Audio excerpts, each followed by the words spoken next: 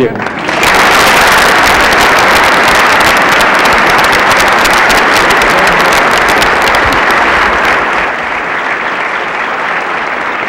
Thank you very much, ladies and gentlemen, and thank you very much, Professor Friedman.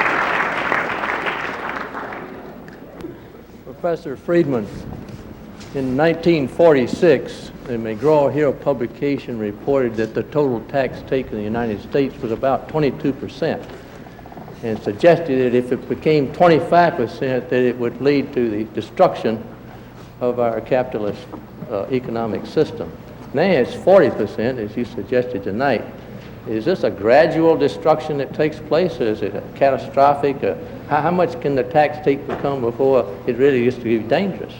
It's dangerous now, but there is no magic number. It's clear that as that number grows, it becomes more and more difficult to maintain a free society. But where the breaking point is will vary from case to case. To illustrate, in the case of Chile, the breaking point came at 40%. The level of government spending had risen to 40% of the national income under Allende. And that was a point at which the breaking point came, and the system fell apart, and a military government stepped in, and you had a loss of freedom. But Chile is a much less developed, a much less wealthy country than we are. In Great Britain, the percentage has gotten up to 60%, and Great Britain has not collapsed. The breaking point there is apparently higher than 60%. In Israel, the percentage is something like 70%. Now, I should explain a little bit to you on that, because that percentage is a very misleading percentage. You know, accountants are marvelous people. And the way in which you run the national accounts, there is really nothing to prevent the government spending as a ratio to national income from being 120%.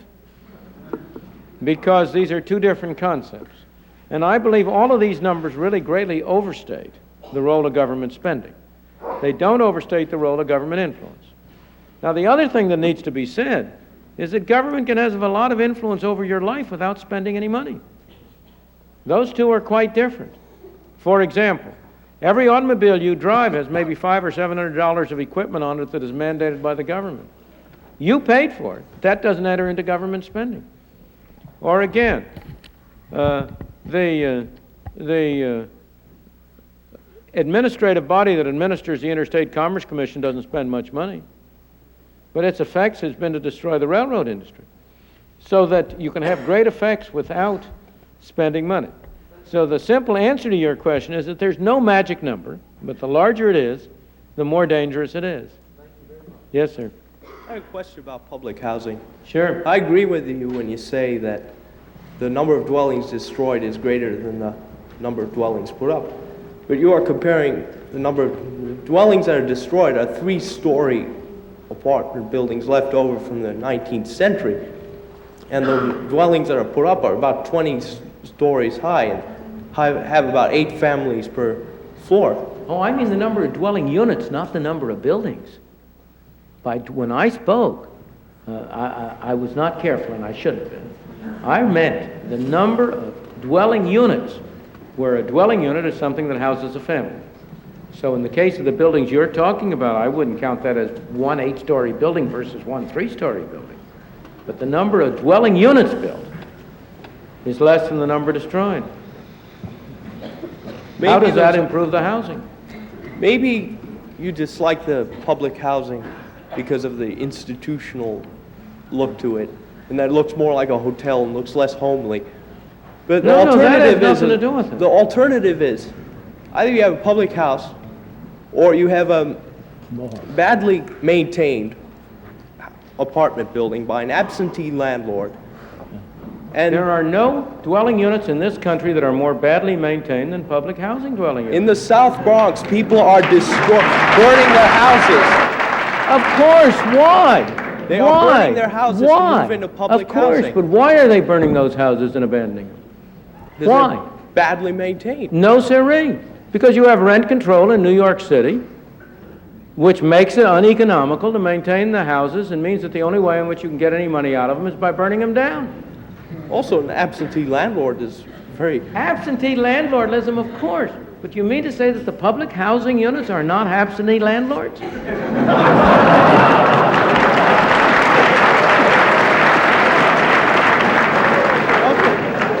Look, I am not, you must understand, I think it's important for people to have decent housing. My objection to public housing is that it's made the housing of the poor worse. You've torn down dwellings in which they lived. You've put up, in part, if you take the whole housing program, urban renewal plus public housing, the situation is even worse. You've torn down more dwelling units than you've put up. Of those you put up, a considerable fraction have not been available to the poor. You've torn down low-income dwelling units. Take any urban renewal area in this country you want.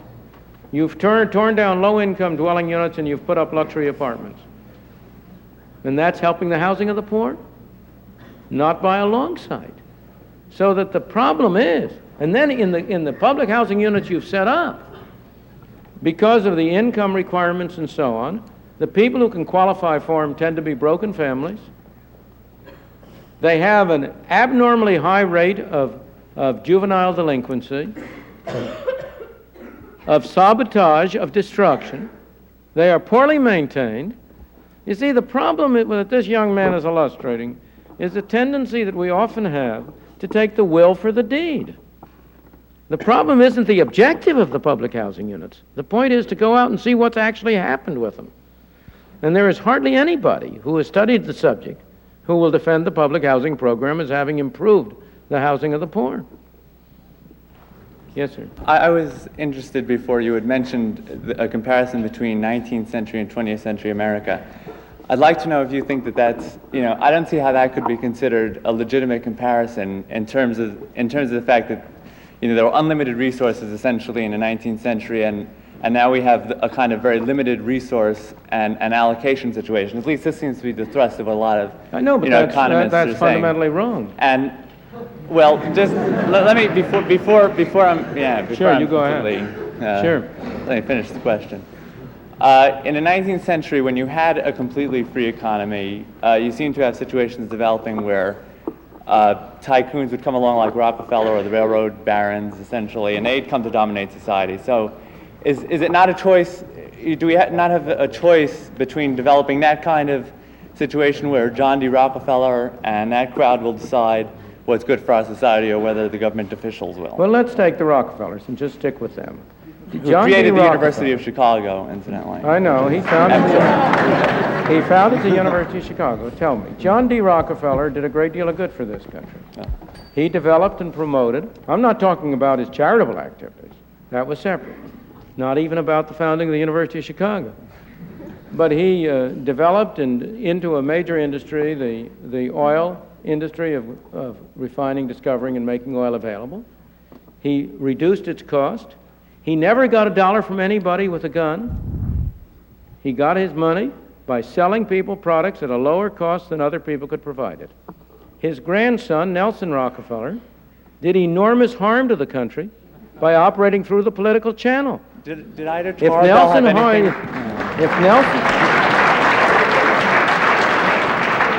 if Nelson Rockefeller if we had the 19th century version, and Nelson Rockefeller, with all his accumulated wealth, had tried his hardest to spend that in such a way as to reduce the freedom and the affluence of other people, he could not have come close to achieving what he did achieve in that direction as a political figure.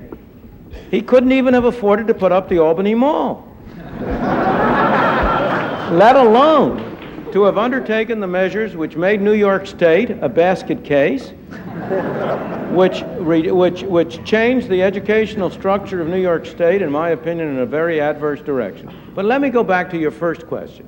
First place, it is simply not true that we have limited resources now, whereas we had unlimited resources in the 19th century. On the contrary, from every important economic point of view, we have a greater volume of resources now than we had then. Tell me, in 1850, how much oil did we have? It hadn't been discovered. It was useless. We had no oil. The first oil well was discovered, was drilled in Titusville in 1858. We have more oil now than we had in 1850 in a meaningful economic sense. Before nuclear power was discovered, how much nuclear power and energy did we have? The progress of technology has had the effect of increasing the effective volume of resources available to us, so that we have far greater resources available now than we had in the 19th century as a result of the technological and business developments that were produced. Is government regulation of the resources necessary? Not at all. Government regulation of resources of the kind we've had has led to waste and misuse of resources. So that, really, go back, look at your analysis. What matters are the resources that are available to be used, not those that will be discovered later on. Of course, one more thing needs to be said. We are, of course, wealthier and better off than were the people in the 19th century. But we are their heirs. We could not be where we are if they had not done what they did. And I think it's a false comparison not to take into account the debt which we owe to the enormous economic progress and development of the 19th century, to the fact that our ancestors came here with empty hands and have made it possible for us to have a decent life. I hate to use the old cliche about standing on their shoulders, but that's what we do. Yes, sir. Professor Friedman, how is it that Germany, which has one of the highest social security systems in the world, is better off economically than the USA? Germany is not better off economically than the USA. It's a great deal better off economically than Great Britain is at the moment. But it is not a great deal better off than the United States. It's relatively well off. Why? Because in 1948, there was a man by the name of Ludwig Erhard, who had the good sense on one Sunday afternoon, and he did it on Sunday because the American, British, and French occupation forces offices were closed on Sunday. And he knew if he did it on a weekday, they would countermand his order. And so on that Sunday, he abolished all price and wage controls and rationing that had been in existence, and he unleashed in Germany a free market economy.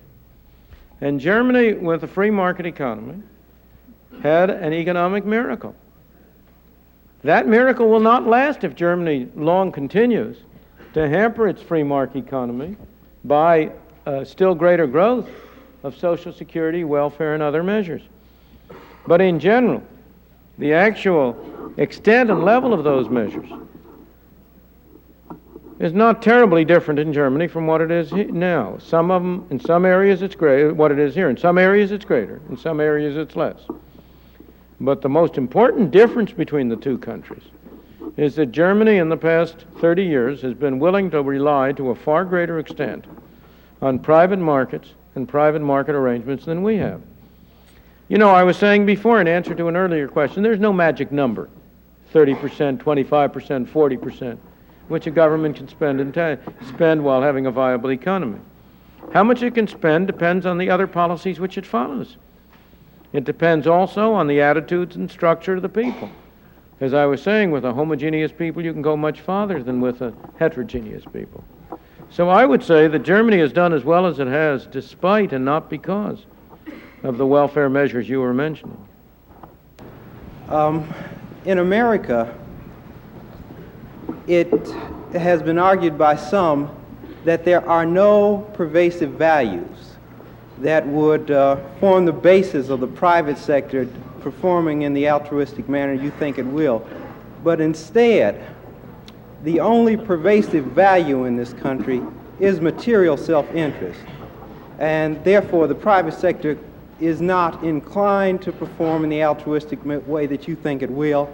And as a result of that, the welfare state has sprung up as the only alternative for the disadvantaged in the society.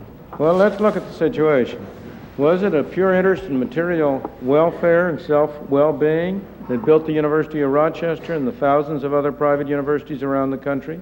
Was it the material interest in immediate self-welfare that produced the private non-profit hospitals around the country that were so prominent a feature, let alone the Carnegie libraries, let alone all the others? It's quite the opposite. There is no question about the evidence that the United States has had a unique almost unique experience of private charitable eleemosynary activity on a broad scale. But now I come to the other score. Again, you are looking at it in terms of objectives and not results. You are assuming that these welfare programs do help the disadvantaged.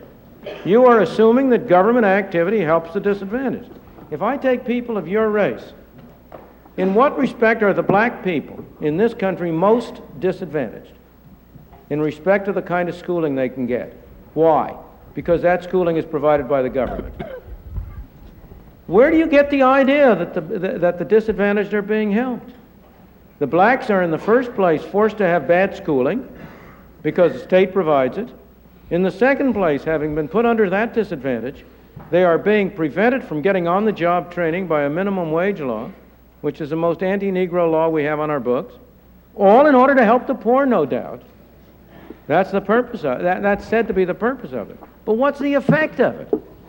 So what I am trying to say to you is that it's all very well to talk about using the state, but explain to me how it is that a people who in their separate lives are driven only by material self-interest are somehow in their collective capacity driven by altruistic impulses. How do you reconcile the one or the other? See, the basic situation, as it appears to me, is almost the opposite. Most people are selfish in a narrow material sense. And when the government is run by most people, when you have a majoritarian democracy, the government is going to reflect their preferences and their taste. The only way in which you can have non-material values become effective is by having a society in which a minority can express itself. Which are the most materialist countries in the world? There is no country in the world more materialist than Russia. All it talks about is its 5-year plans, its material accomplishments, its material plans. It is not altruistic.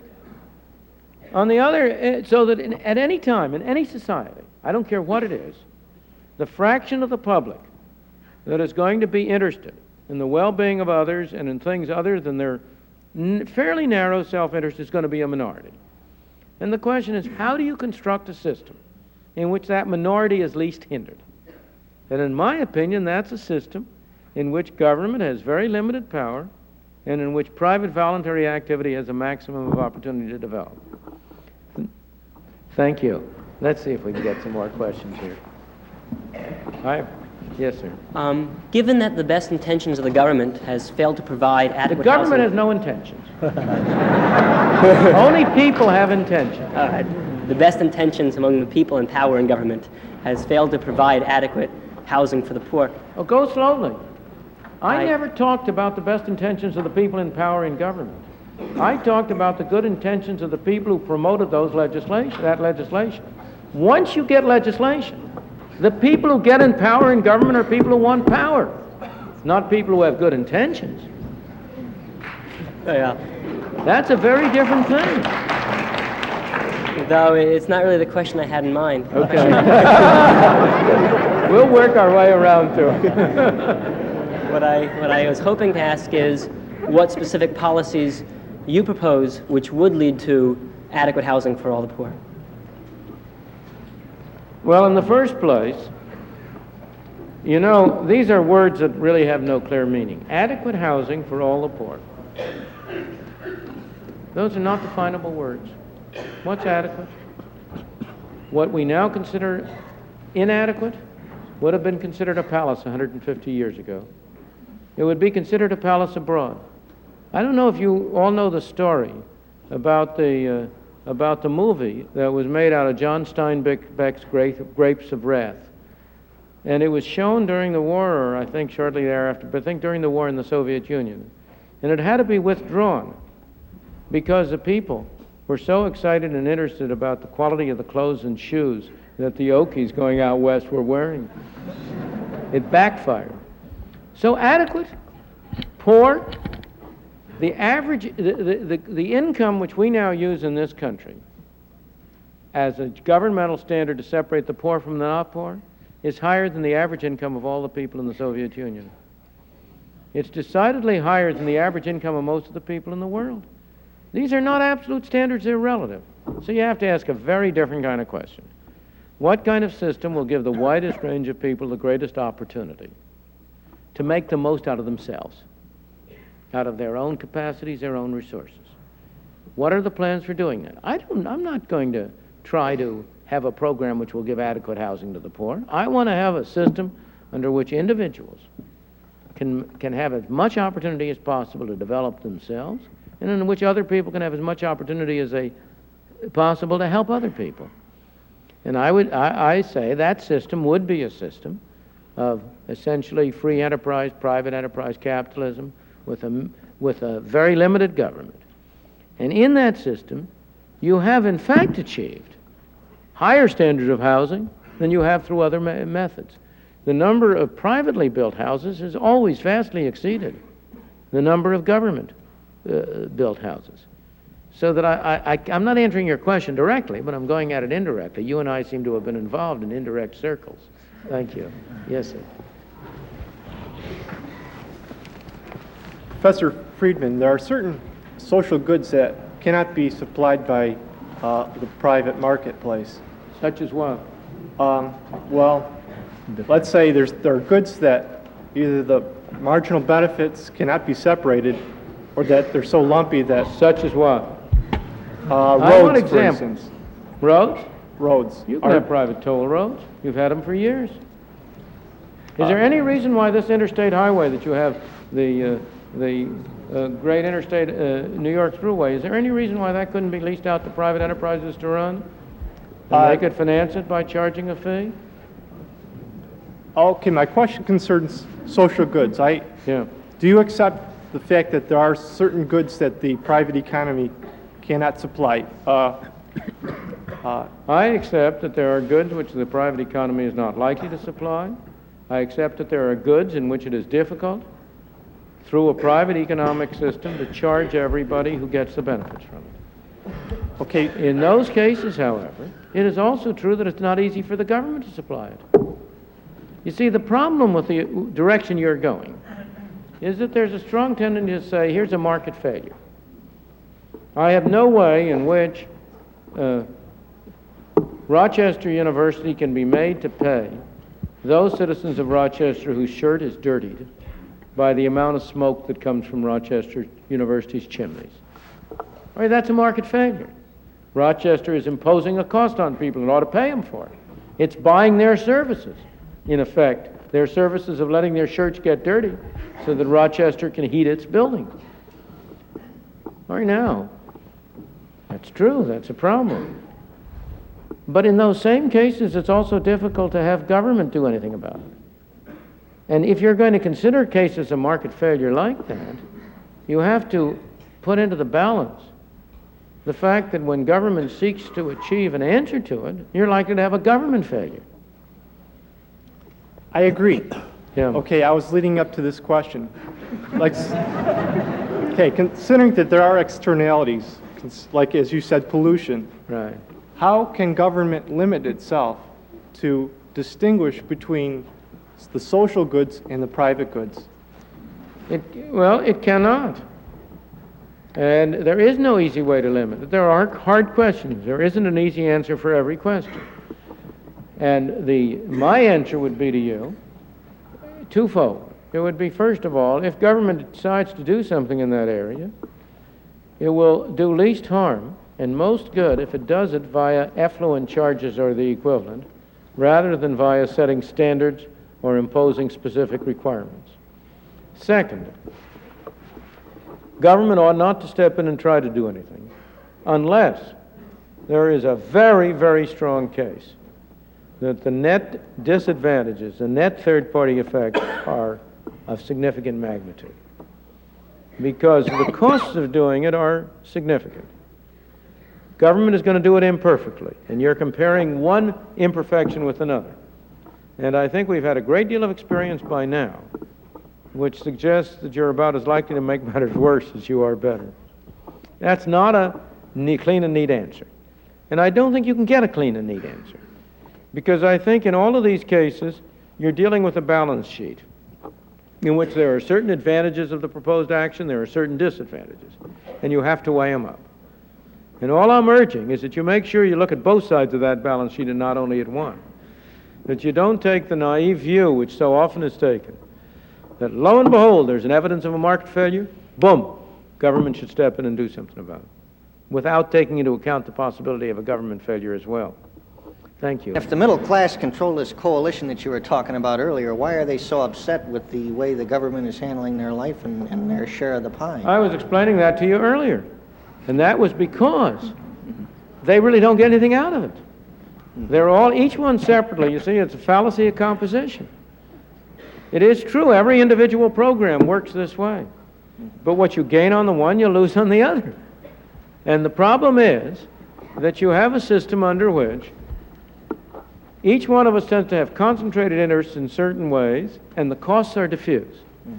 And therefore, each one of us gets our program, but at the expense of paying everybody else's. And so the net outcome is that we may be worse off. And what you have is a situation in which you have, as it were, a local equilibrium, but you don't have a global equilibrium, in which there's a drastic rearrangement, which would make everybody better off. Right. But if that's the situation, why can't we find a method to overcome all these impediments and arrive at this global equilibrium? Because if I everybody hope we believes can. The purpose of my talking this way and of your listening and of our trying to persuade one another is to try to see if we can find a way to do it.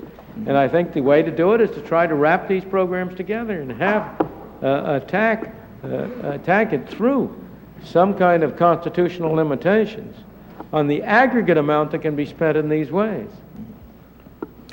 Thank you. Yes. Thank you.